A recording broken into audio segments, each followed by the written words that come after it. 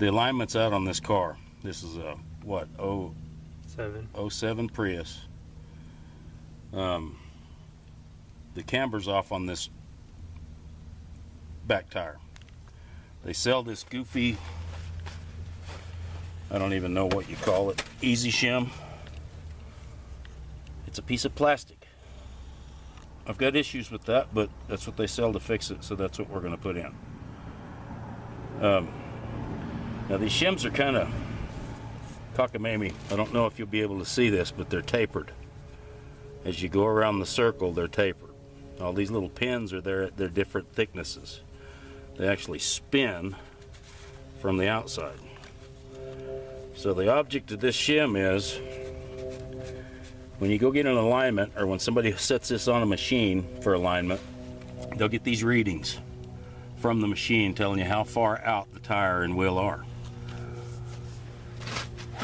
Through a formula and a graph on the paperwork that comes with this shim, it'll tell you which one of these to pull out.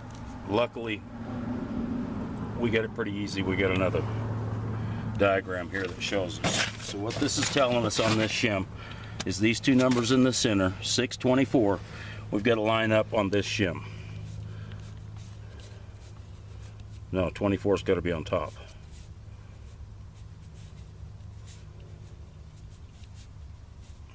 Okay, so here's 24. We need to spin 6 around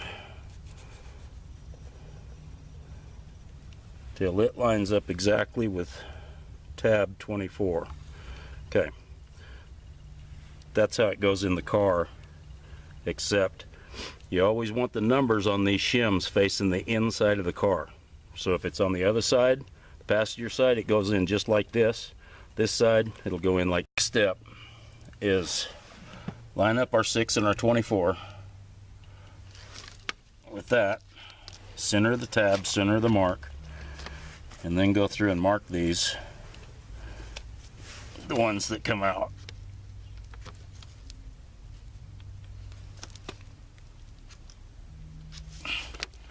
And I assume that's for clearance for the bolt holes, or the bolts.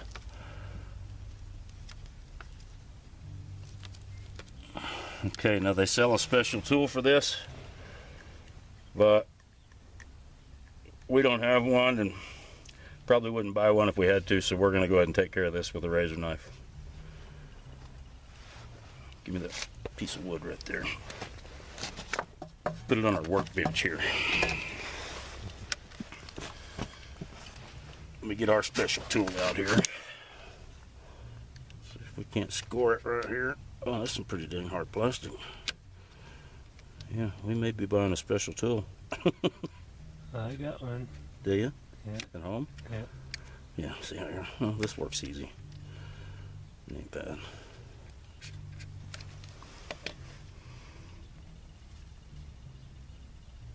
Come on.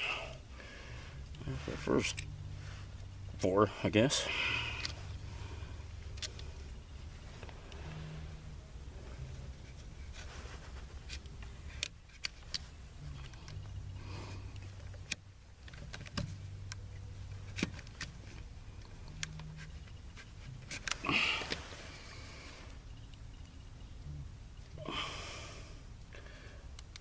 While I'm working on this, I'm going to go ahead and give you guys a little bit of background on this little project here. As for me, never in a million years did I think I'd ever work on a flipping Prius. My buddy here started swapping these cars and conning me onto working on them for him. And we're going to go ahead, he's going to keep selling Priuses and dealing with them. He likes them. I think they're kind of cockamamie myself, but I'm a little old school. So we decided there's other people out there that are going to be watching or working on them, and mechanics want so much money to work on these things that we're not professionals in any way, shape, or form. No formal training. I've always just fixed my own stuff. Come on, baby. Uh-oh. See? That's where that special tool comes in. I don't think it's going to hurt us, though. Yeah, let's don't do it again. No, we're good. Okay. So we don't have special training. We don't have any formal training at all. We're just two guys fumbling our way through shit. We're gonna break stuff, see? We're gonna fail, but I guess you guys are gonna be right along, whoever watches with us in the process. And who knows, maybe we can help somebody figure out what's wrong with their Prius. So that's why we started shooting these videos. Are gonna start. This is our very first one, by the way, so understand. We have no idea what we're doing. We don't really care. We're just having fun fixing his cars, and we'll see where this goes. So, okay, our next step, we are pull this brake hub. A lot of these brake drums don't come off that easy. They you got to readjust, or you got to adjust the brakes down to get them off. We get damn lucky on this one, and I'm going to take it. I learned a long time ago working on cars that anything that comes off easy, don't look a gift horse in the mouth, because some stuff you'll fight all day. All right.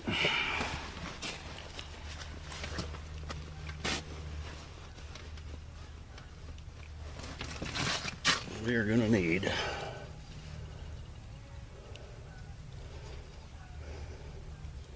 the old micrometer fingers here. I think that's a 13.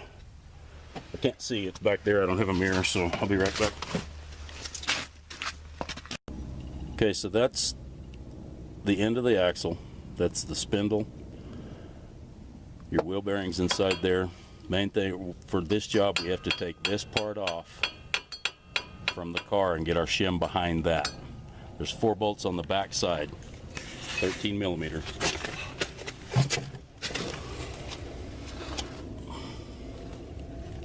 Just hope it's getting it.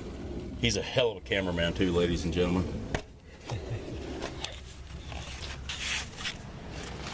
So that's what we're going to do now, is we're going to work on those 4 bolts and see where that gets us. My micrometer fingers are off. That's a 12 millimeter. Give me another socket.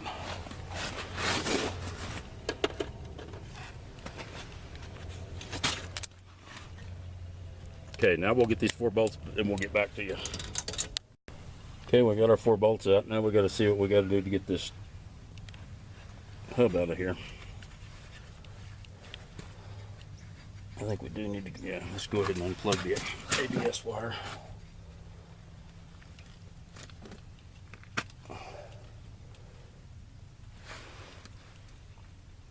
Yeah, sure. Well, that thing just wants to come apart.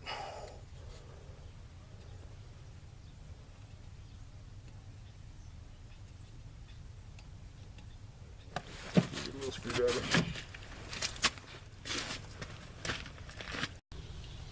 Okay, so what we're doing now is unplugging the ABS wire. However, that clip comes apart. Can you pull on it? Don't talk dirty to me.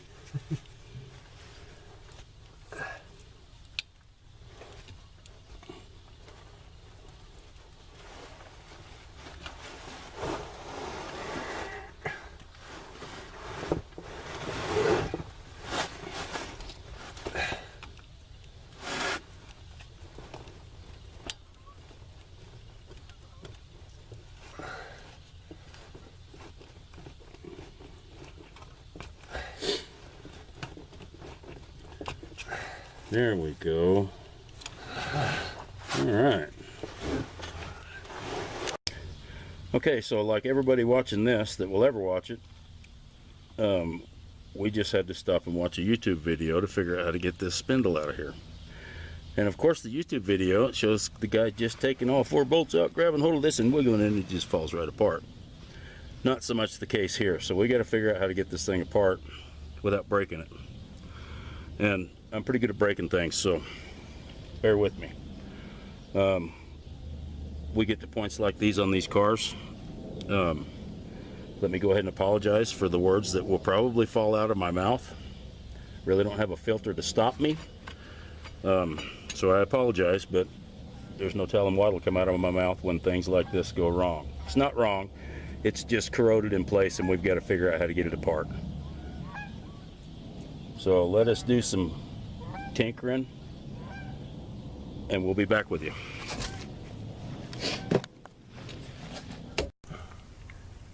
You rolling? Yep.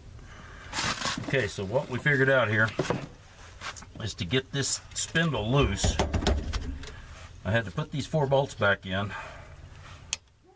put that on the bolt, have Jake hold it with a pair of pliers, and use my little friend the persuader here. And it worked. Didn't even mess up the socket or extension. It was just a few taps. So get this out, and we'll be on to the next step.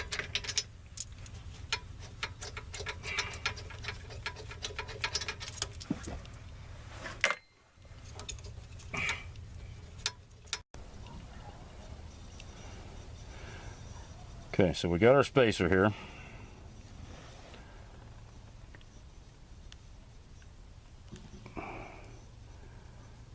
Six and 24. We've got all this separated. Our spacer goes in here just like so. And then as soon as you stick that back in there, it'll pretty much hold it. Then you keep the 24 and 6 at the top and get your bolts started back in there again. Maybe.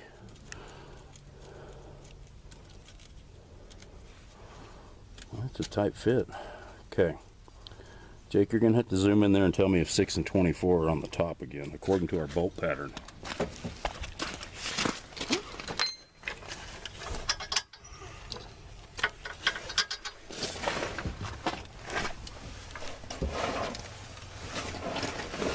Are our bolts going to line up through the gaps? Yep. That's all we need.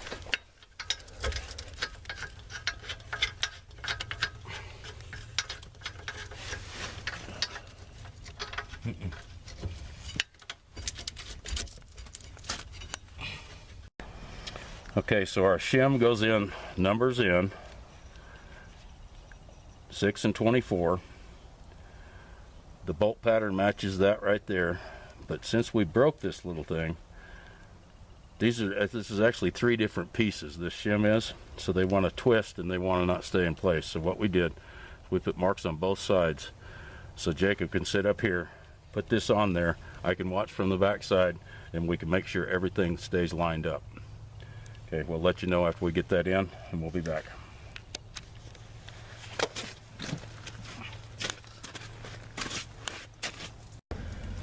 Okay, first off, let me apologize. We haven't filmed this whole process because this is our first video and we're fighting the dead battery right now, so let me get through this. Here's the shim we just installed, this orange thing. Again, it's plastic. I don't know. That determination goes to Toyota. I don't know. I'm not a big fan of plastic anything on suspension parts, but there it is.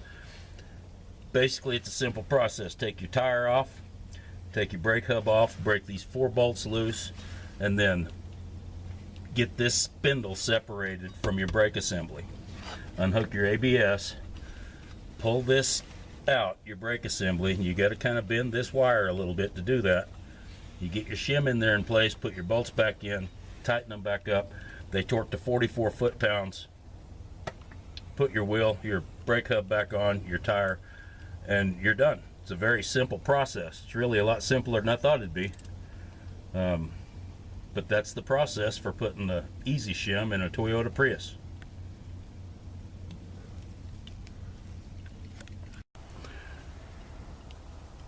Let me go ahead and finish and add to all this. We've got the shim in here. We've got everything how that's supposed to be.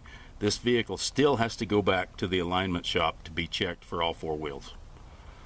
Who knows, they may tell us we need a shim on the other side after that's done. We don't think so.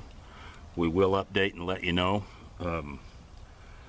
And as for the rest of it, I guess thanks for watching. We'll see you on our second video.